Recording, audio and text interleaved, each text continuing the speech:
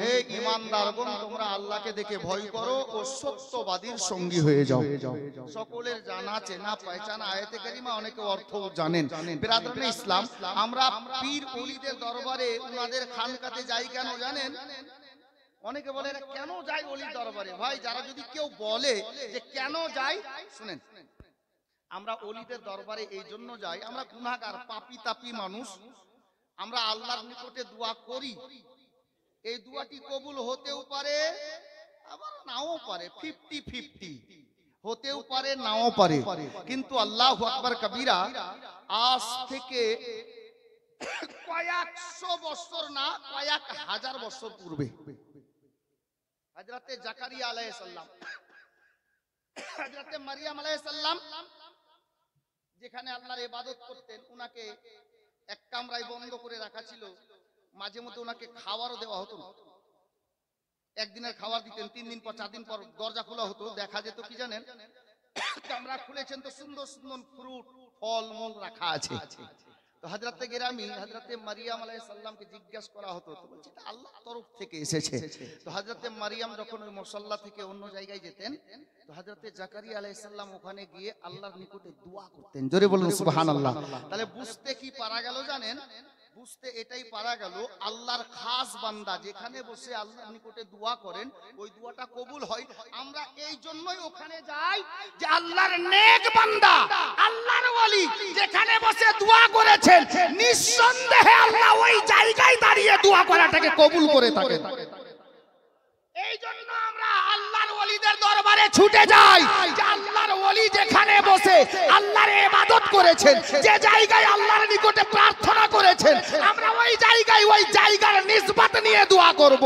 ওই জায়গা থেকে দোয়া করাটা আল্লাহ নিশ্চয়ই কবুল করে থাকেন। হযরতে গেরামি, বলার তো অনেক কিছু, হযরতে হাফিজ রিয়াজের ওয়াকিয়া অনেক আছে, কারামাত অনেক আছে। একটু যাই বাপ, আমরা পীরের দামান ধরি কেন জানেন? আমাদের একটা ভরসা আছে কি জানেন? আমরা পাপী তাপী মানুষ, কিছু করি, ইবাদত বান্দেগিও করি। আমরা পাপী তাপী মানুষ, কোনটা ইবাদত গ্রহণযোগ্যের মতো কোনটা না, এটা আল্লাহ ভালো জানেন, আল্লাহর রাসূল ভালো জানেন। তবে আল্লাহু আকবার, গোলামে গাউস খাজা হাফিজ রিয়াজউদ্দিনের দিওয়ানা শোনো, কালিমি দিওয়ানা শোনো, খাজা গরিব নওয়াজের মাস্তানা শোনো। নাম শুনেছেন হযরতে সাইয়্যিদানা ইমাম ফখরুদ্দিন রাজি আলাইহির রহমা, উনার পীর হযরতে নজমুদ্দিন কুবরা রাদিয়াল্লাহু তাআলা জাকানির ওয়াক্ত, অন্তিম টাইম, ইন্তেকালের সময় ঘনিয়ে এসেছে।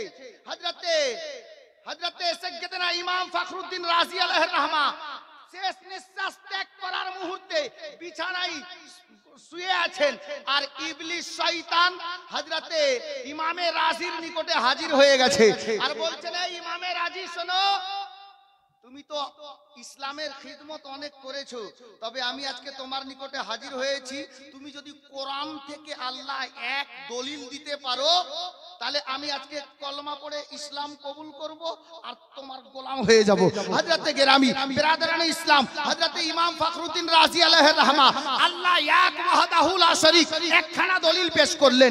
ইবলিস বলছে এটা বাদ দিয়ে আর কোন দলিল থাকে তো দাও, তাহলে আমি কলমা পড়ে নেব। হযরতে গেরামি কিতাবে এসেছে, একটা নয় দুইটা নয়, ইমামে রাজি আলাইহির রহমা 360 খানা দলিল আল্লাহ এক ওয়াহদাহু লা শরীক আল্লাহর কোরআন থেকে দিলেন। ইবলিস ওটা সবটা কেটে দিয়ে বলছে, এই ইমামে রাজি, তুমি এরপর যদি কোন দলিল দিতে পারো, আমি আল্লাহকে এক বলে মেনে নেব, ইসলাম কবুল করে তোমার গোলাম হয়ে যাব।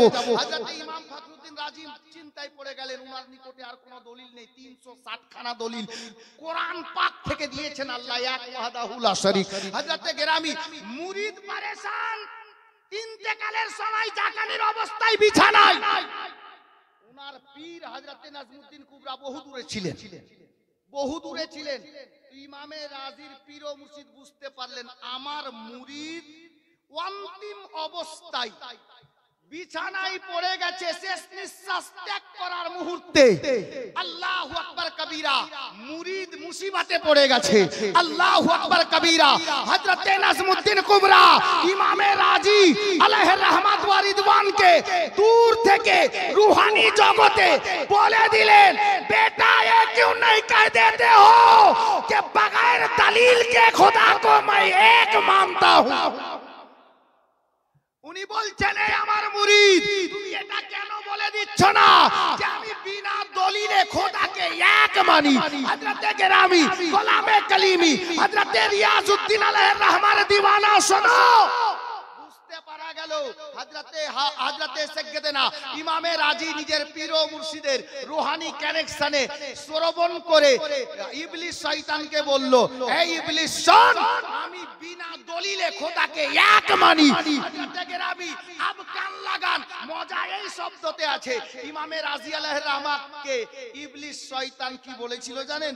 ইবলিস বলছে, ইমামে রাজি, তোমার পীর তোমার ঈমান বাঁচিয়ে নিল। জোরে বলুন সুবহানাল্লাহ। তোমার পীর তোমার ঈমান বাঁচিয়ে নিল। হযরতে গেরামি বলতে এটাই চাই, উনি এত বড় আল্লাহর ওলি হওয়া সত্ত্বেও ইন্তেকালের সময় জাকানির অবস্থাতে উনার ঈমান বাঁচালেন উনার পীর। জোরে বলুন, ঈমান বাঁচালেন উনার পীর। তাহলে আমরা কোন খেতের মুলি? কত বড় মৌলবি, কত বড় ডাক্তার, কত বড় শিক্ষিত, রাহবারির জরুরত আছে। পীর ধরা অপরিহার্য, পীর ও মুর্শিদের দামান ধরা লাগবে। এটা আশা নিয়ে ধরিয়েন, কিছু হোক আর না হোক একজন পীরের গোলাম হতে পারলে এটা দিলে ভরসা যে ইন্তেকালের সময় ঈমানের হালাতে ইন্তেকাল হবে। জোরে বলুন, ঈমানের হালাতে ইন্তেকাল হবে। হযরতে গেরামি বিরাদরানে ইসলাম, আব আমি বলবো যে এখানে এত বড় মাজমাতে শেষ টাইমে সেহরির টাইম কাছাচ্ছে, আমি আর আগে নিয়ে যেতে চাইছি না। আচ্ছা বাপ, এখানে এরকম কোন লোক আছেন যে এখনো মুরিদ হননি? আছেন? হাফিজ রিয়াজ আলাইহির রহমান ফয়জান জারি আছে। যদি কোনো ভাই, কোনো ছেলে, কোনো দাদা মুরিদ হতে বাকি থাকেন তো আপনি হাত দেখাতে পারেন। আছেন কেউ? কোন ছেলে বা কোন মা বোন মুরিদ হবে এরকম কেউ আছেন? হাত দেখাবেন যদি মুরিদ হন, কেউ দেখাতে পারেন কোন দিকে?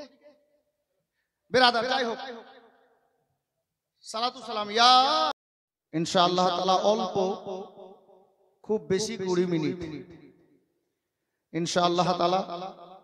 তারপর ইনশাআল্লাহ তাআলা দোয়ায়ে খায়র হবে। হুজুর হাফিজ রিয়াজউদ্দিন আলাইহির রহমাত ওয়া রিদওয়ানের উরুসে যিনারা এসেছেন, ইনার সম্পর্কে আমরা অনেকেই শুনেছি। ইনি নিঃসন্দেহে একজন আল্লাহর বারগুজিদা বান্দা, আল্লাহর ওলি।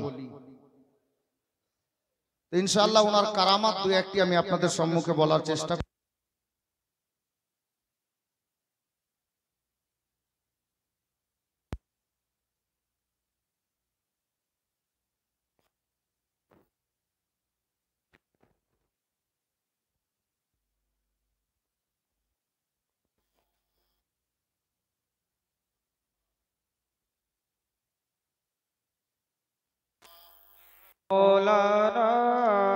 মোহাম্মদ আল্লাহুম্মা সাল্লি আলা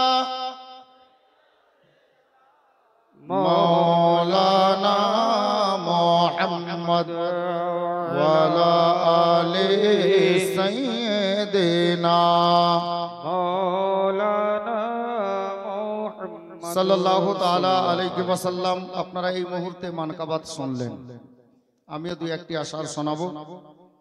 তবে তার পূর্বে জিনার উর্সে আমরা এসেছি, উনার কারামাত কতটুকু বলার সময় পাওয়া যাবে না। আমি মানকাবাতের ছন্দের মাধ্যমে দুই একটি কারামাত তুলে ধরেছি। প্রথমে সাহিবে মাজারের শানে মানকাবাত বাংলা ভাষায় শুনবো, তারপর ইনশাআল্লাহ তাআলা মানকাবাতে কালিমিও আমরা শুনবো। আমি বলতে চেয়েছি, আজকে সকাল থেকে নিয়ে এই পর্যন্ত আমি রাত্রি প্রায় 12টার দিকেও দেখলাম কিছু লোক চাদর কুশি করছিলেন, যার জন্য এই দৃশ্যগুলো দেখে আমি এই শের লিখেছি।